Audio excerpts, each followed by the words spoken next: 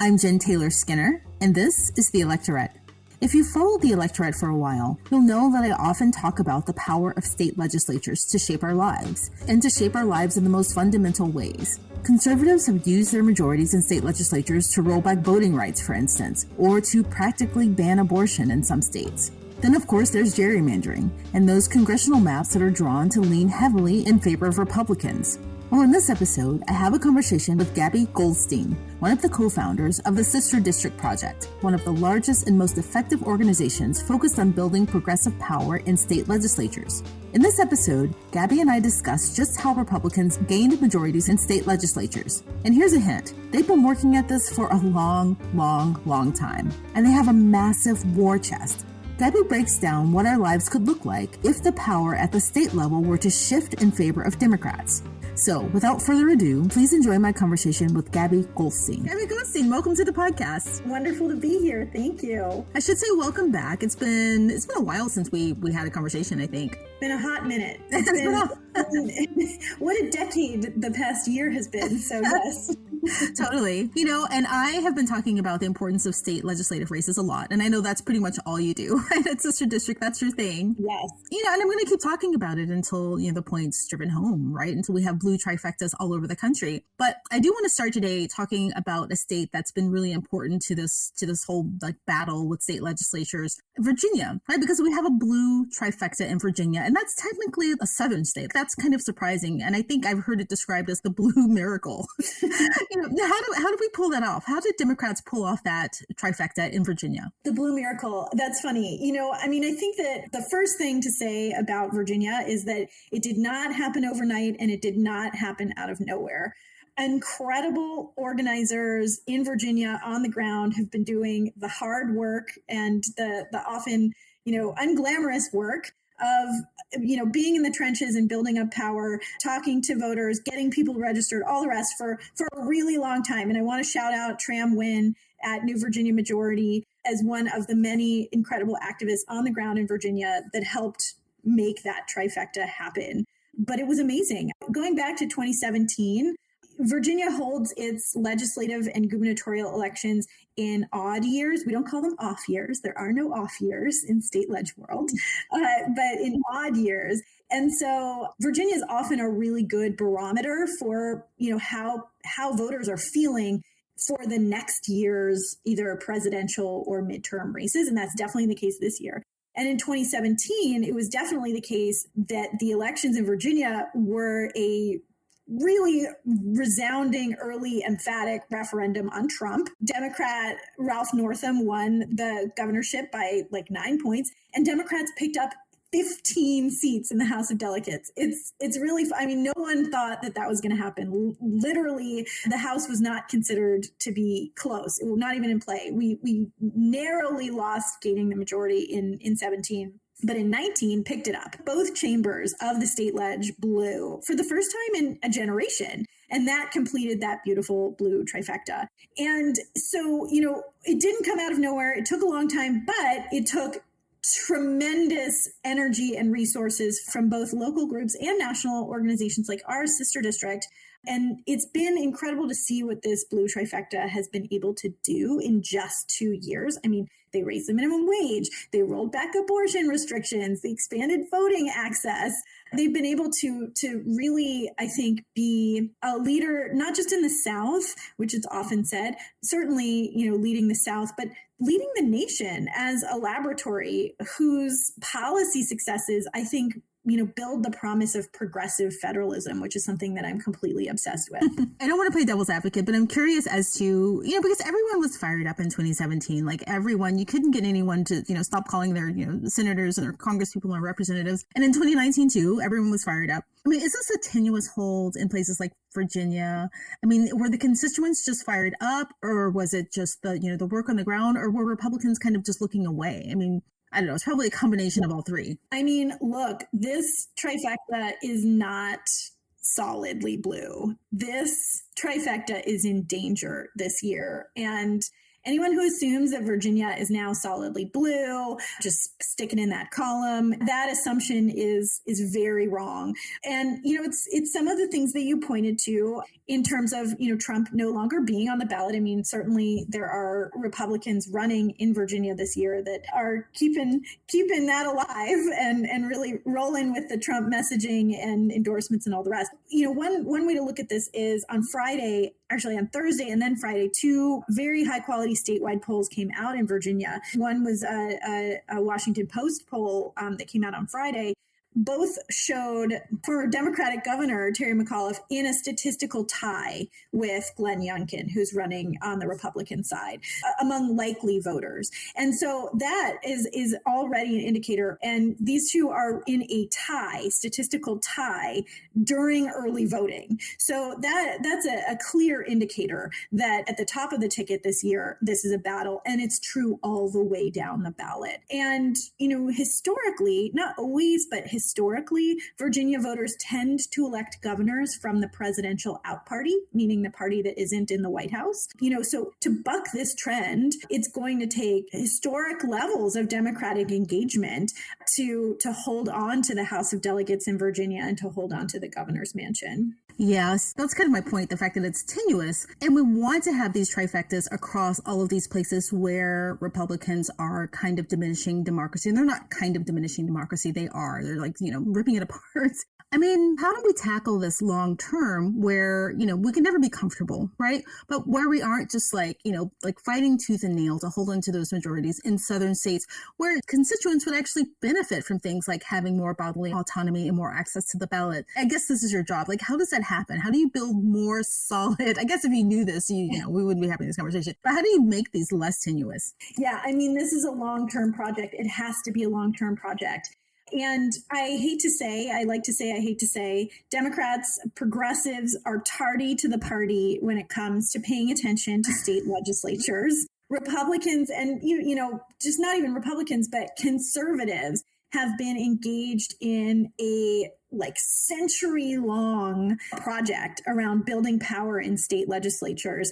And we've been behind the ball to a huge, huge degree. We're way far behind. I mean, the good news is there are really incredible progressive organizations that are now working double, triple time to build progressive power in states. But this has been a long-term project, very successful project on the right. One book that I would highly recommend is Jane Mayer's Dark Money, which is an incredible account of just how far back the conservative project around states goes, back 100 years. And on our side of the aisle, the sort of infrastructure is not nearly as well funded, not nearly as well focused, and not nearly as strong as it is on the right. So we are fighting a battle here, and it has to be a permanent battle. Virginia is a great example of this. Just because we have a Democratic trifecta right now doesn't mean we're going to have one next year. There is no finish line. There is no mission accomplished in this work. It has to be a constant, permanent feature of our activism and our engagement that we care about what's happening in our state legislatures and that we invest our time and resources into keeping them progressive. So when you say that there's a money disadvantage or money advantage on the other side, on the conservative side, and I'll read the book Dark Money. That sounds really good. People have recommended that to me before. How much money are we talking about? We're not talking about constituent, donations. Are we talking about corporations and, that kind of money? Is it possible for Democrats to catch up within the next year? 2022, 2024. What are we talking about? I wish that I could say, yes, we can catch up in the next year. And I think you're pointing to something that's very important, which is that the sort of capitalist machinery that is aligned with conservative values, economic values, and all the rest, invests really heavily into states and state legislatures. And, the prime example here is ALEC, which is the American Legislative Exchange Council, which is somehow a C3, I don't know how, organization that's comprised of conservative state legislators and corporations. And they literally get together every year and decide what their legislative priorities are and draft model bills and get them introduced and passed. And hundreds of ALEC bills, copycat bills, they're also called because they're literally the same. They just cut and paste, are introduced and passed every year in state legislatures across the country. Again, bankrolled by very, well-heeled conservative interests, both individuals like the Kochs and so forth, the Koch brothers, although I guess it's now the Koch brother. Too soon? I don't know. Yeah.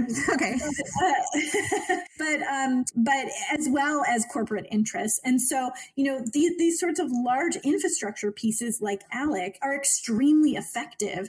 And that's the kind of thing that we're up against. So, but this is a really important time right now because the census data was just released in August, right? About a month ago. So having a trifecta in a place like Virginia is good, I believe, in that they will have a hand in drawing the maps. Is that true? Well, so Virginia has a new independent redistricting commission, although there are some political machinations going on in that commission that we sort of yet to see what's exactly going to play out there. But so far, the Virginia independent redistricting commission is being sort of guided and advised by partisans on both sides. So we'll see there. But you're pointing to something very important, which is that redistricting is upon us. It will have a very, very critical, set of implications for everyone, no matter where they live, whether you're in sunny California or snowy Maine. What happens in our state legislatures in terms of redrawing these lines, which happens once every decade, is going to impact us all, because these are the bodies in most states that draw not just state legislative maps, but congressional maps.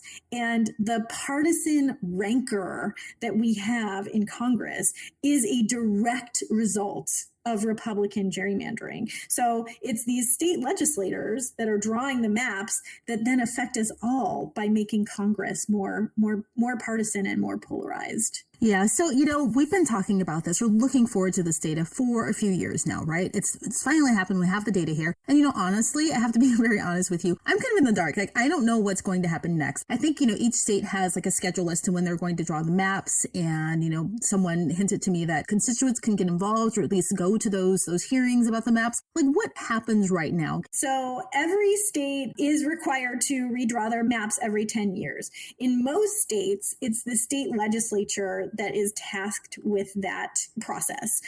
In some states like Arizona and California, and in some new states like Virginia, there are independent commissions that take on this duty of drawing the lines for congressional maps and for state leg maps outside of the legislature. So independent of the legislature. But in most states, it's the legislature that is going to draw these new lines. So the process, they had to wait for the final granular census data to be released to states, so states could look and figure out who lives where, how many people live where, and then really get down to drawing these new maps. And now the process has kicked off, in most states to redraw these maps. There are different deadlines for different states in terms of when they have to get these maps finalized. So some of the earliest states that under their own constitutions or other laws or rules in their state have to get this done earlier include Texas, Arizona, North Carolina. Those are all states that need to have their maps done by pretty close to the end of the year. Some other states have a longer time horizon under their rules, so they can finish drawing their maps a little bit later into next year. But either way, it's a process that's happening in each state, and it's already on the move. So we've already seen just in the past week, a number of Republican-controlled states that have already released draft maps that are super duper gerrymandered. And it's exactly what we thought was going to happen. And so seeing it start to play out already just under draft maps it's not unexpected, but we have to be on the alert and we have to be really ready. So for instance, Ohio, literally at like midnight, like in the dead of night, the Republicans in Ohio went ahead and approved state ledge maps that are completely in violation of reforms that the state passed and are completely gerrymandered. So, that's one example. I mean, they're actually even worse than the current maps. Wow. And so, yeah, Texas is another one. Just over the weekend, they've started to release some draft maps that are literally even worse than the current maps, which are already very gerrymandered. So this process is already going on in different states, and it's gonna be a real battle. Yeah, I have to be honest with you. As a constituent, I feel completely helpless. I first of all, I think that you can find those dates as to when the deadlines for the maps for each state. I think you can find them on the state legislative websites and possibly on Ballotpedia. But secondly, let's say I'm a constituent and I live in Ohio or Texas, and I know that this is happening and I see these draft maps coming out and I'm against it. Is there anything I can do? Like, what does being on alert actually mean? Yeah. So first of all, FiveThirtyEight has a really good redistricting page.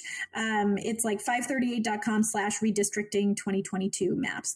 And it lays out exactly like what's going on in each state and what the deadlines are, like in a table. And they even include a partisan lane under the old map and the new map for every single state. So that, I think, is a great resource if folks want to follow along and see where different states are and what's going on.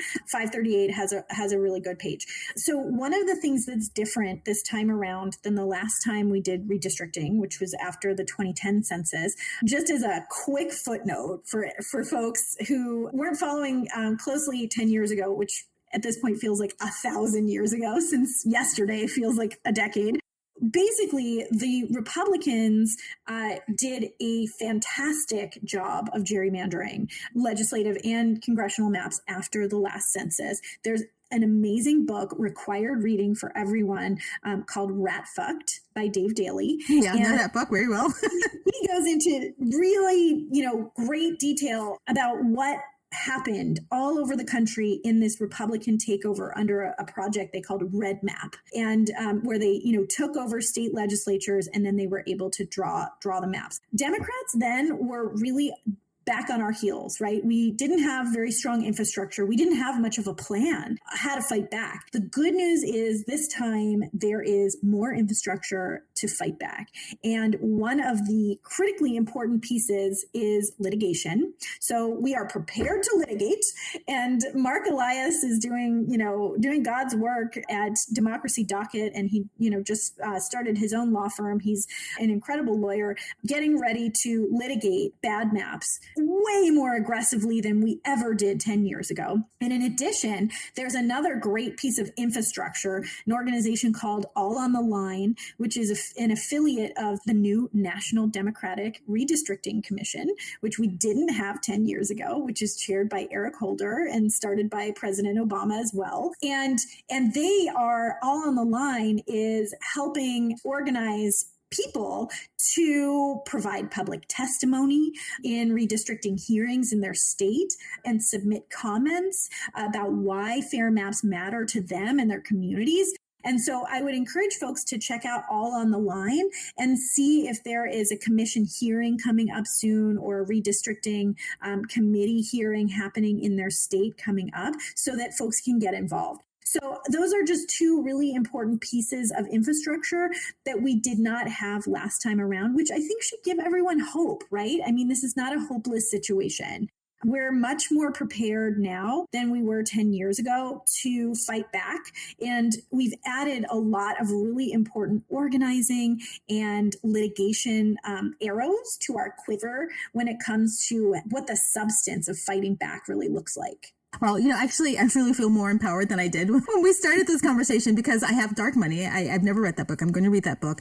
The FiveThirtyEight table, which is really helpful, sounds really helpful. I'll put that in the show notes. Then the book Rat Fucked. I think everybody should read that. I'll also put it in the show notes. and then all on the line, and then Mark Elias. So I think those are really good resources that people should follow and, buy those books, and of course follow and support Sister District. So thank you. That sounds like we do have a roadmap to fight back. Definitely. And, the thing that is dangerous for progressives right now is a mission accomplished feeling, just because we have a very fragile Democratic trifecta in Washington, right? Like Biden was elected by the narrowest margins, and, we have this Senate majority by the narrowest margins. And thank you to all the Black and brown organizers in Georgia who made that possible. But nonetheless, it's not a mission accomplished. Like I said before, we need to think of our democracy as a permanent project for us. There's no end point. It is needs to be a constant feature of our lives that we are working to protect and expand our democracy. And so the mission accomplished or complacency feeling that some folks may have, and I get it, we're tired. We've been through a lot over the past, few years, but unfortunately it's not over. And we are in a real position if we let that complacency set in and just think that everything's okay because Biden's in office. We're in real danger of losing the Virginia trifecta this year. We're in real danger of losing the House majority next year during the midterms. We have to stay fired up. And so, the other thing I would say about Virginia is that it's, early voting has started, but it's not too late to get involved. And so Sister District, our mission is, I know you had my fantastic co-founder Lala on a few weeks ago. So your folks might be familiar with us, but our mission is to build progressive power in state legislatures. And we're focused really heavily on Virginia this year. We're running national phone banks every week, real easy to sign up and just spend a couple hours, spend even 20 minutes making calls to voters. We're writing a lot of postcards. We are sending text messages, raising money, and there is still time to protect this majority that we have in the House in Virginia. But time is running out. So this is the time to get involved. And if you have a little bit of time, it really goes a long way at the state legislative level. Yeah, well, it's never too late. Like you said, this is an ongoing project, and we will hopefully be successful in 2021 in the upcoming races. But after that, it's still ongoing, and it has to be something that we focus on, because the difference in not focusing on this and focusing on it could mean not having bodily autonomy, not having access to abortions in several states. Right? It's a difference between action on climate change. I could just go on, right? It's a huge deal. 1,000,000%. State legislatures are growing in power. I think this is something that the public isn't quite tuned into yet, but is absolutely a trend that we need to get comfortable with and get familiar with, which is the idea and the fact that state legislatures are growing in power. And it's not just what's happening in Republican-controlled legislatures, which is carving back voting rights, carving back repro. And we know that. But it's not just that. There's a broader trend that's happening, which is in part a reflection of part of the deepest goal of conservative jurisprudence is to narrow federal protections and to kick more back to states. This is a project in the courts, in jurisprudence, in legal scholarship that goes back many, many, many decades and has really come to fruition under this current Supreme Court and the multitudes of federal judges and state judges that were elected during the Trump years and under conservative governorships. And so there is this broader trend of carving back federal protections and giving more rights to states, right? We think of the idea of states' rights, we automatically think about conservative aligned Americans, right? That's automatic in our minds. The downside, though, is that states actually are very powerful, and progressives have not invested in creating a narrative around the positive power of federalism at all. We have really focused historically on driving forward federal protections, which is great, and we need federal protections, and we should be fighting for that. But it can't be an either or. It has to be an and. We have to fight for federal protections and build power in our states, because regardless of who's in the White House, regardless of, who controls Texas right now, there is just a growing trend of state legislatures and states being really, really powerful, more powerful than ever. We need to get our act together. And I think just going back to Virginia provides an incredible example of the promise of progressive federalism, the incredible things that states do have the power to do, and building towards that vision of the future that we all want, and including states as an important venue for building that vision for the future. Right. No, you're absolutely right. And I love how you say we've been tardy to the party, because they recognize, yes, conservatives, that, the power was in the states long before we did. But I think, and I've tweeted this before, I've said it before, Democrats need to see this as a wall, like a firewall. And each piece is important, right? Congress, the Senate, the White House, and, governorships, and, legislatures, state legislatures. They're all important to protecting our democracy. Right. And, someone said this early on after Biden won the election, and I don't like to repeat it very often because it's kind of dark. But, someone said, the Senate, yes, we have a majority, but we're one accident away from not having that majority. Right. And the margins are so thin on so many levels of government for Democrats that, we really can't rest. I mean, what yes. I mean? Yes. 1,000,000%. And, the other thing I just want to mention about, we talked about abortion before. What's happening with voting rights and with abortion access are two parts of the same strategy. This is a twofer. This is a classic conservative strategy of finding policy wins that do two things at once. And, the voting restrictions that we saw, just taking Texas as an example, if you carve back the ability for people to vote, you are then shielded as a legislative body from their wrath, their ire, when you pass policies like this abortion restriction that your public doesn't agree with, right? And so it is part of two parts of a coin, the strategy that Republican legislatures are using to first carve back voting rights and keep people from voting, and then when it's harder than ever to vote, passing laws that they know are not supported by majorities of their constituents. We're up against some really cunning strategy, both legal strategy, advocacy strategy, policy strategy. And like I said, the good news is there are some really great organizations on the progressive side that are working really, really hard.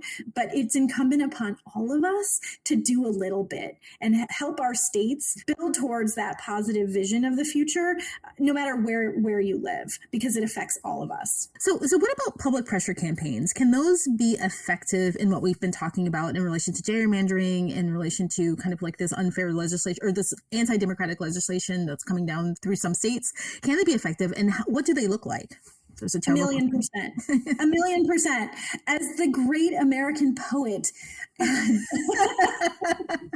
I'm waiting for this answer. Okay. Great American poet Patti Smith says, "The people have the power," and she's very right. She's very correct. But only if we use it, right? Only if we organize and stay focused and make sure that we have our voices heard. And public accountability campaigns for legislators and around specific issues are critically important in that process. Putting pressure on our public officials, making them know that we are paying attention and that we are fighting for the issues that we care about is critically important. And one of the great things, just going back to states and state legislatures, not just for elections, but also for accountability, these are such smaller offices than, say, your congressperson or your senator or your president, right? These are much smaller units of power and of government where your voice can really be heard. And so showing up at the state legislative level can be incredibly effective. So, of course, there's sort of public advocacy campaigns, issue advocacy campaigns that are great allies, our brothers and sisters in labor run, as well as, the Planned Parenthoods and NARALs and all of the incredible, environmental organizations and all the rest. There are other ways for citizens to get involved too, right? For folks to get involved in this process. And one is the ballot initiative process, which has been very effective. And so not every state allows people, folks to gather enough signatures to get a question onto the ballot for everyone in the state to vote on. But a lot of states do allow it. And it's been very, very effective in, for instance, expanding Medicaid in a variety of states. Michigan established its independent redistricting commission through a ballot initiative. In Florida, they used the ballot initiative process to restore the right to vote to formerly incarcerated folks. And so, there's a number of ways in which getting a ballot petition going and using the ballot initiative process can be a really effective way for folks to move their state in a more progressive direction. And then finally, just, wanted to mention redistricting again, which is really that, as I said before, I think that we're in a much better position going into this round of redistricting than we were 10 years ago because of some of the increases in our infrastructure around how to fight back. And one of those is around having some infrastructure for folks to have input into the new maps, to know when the new maps are being drawn, to know who the commissioners are or the legislators who are on the committee to redraw the maps, showing up, providing testimony, keeping the pressure on. And the other piece is just public awareness, right? There's a higher salience around redistricting now than there was 10 years ago when, frankly, no one knew what gerrymandering even was. Nobody, it was just wonky, and who even knows? It's too crazy and obscure to care. But that's not the case now. And the public is a big reason why, right? People are paying attention. People are standing up for fair districts and for democracy. And so all of that is incredibly impactful, and a little goes a long way. We don't all have to be full-time activists to have our voices heard and to spend a little time on this stuff. Just add it. We can all add it in a little bit into what we do, and it'll make a huge difference. Wow. Well, Gaby Goldstein, thank you so much again for joining me. I love Sister District, one of my favorite organizations, and I truly appreciate every time I talk to you, your passion on this issue. So thank you so much for everything you've done. Thank you so much. It's great to chat.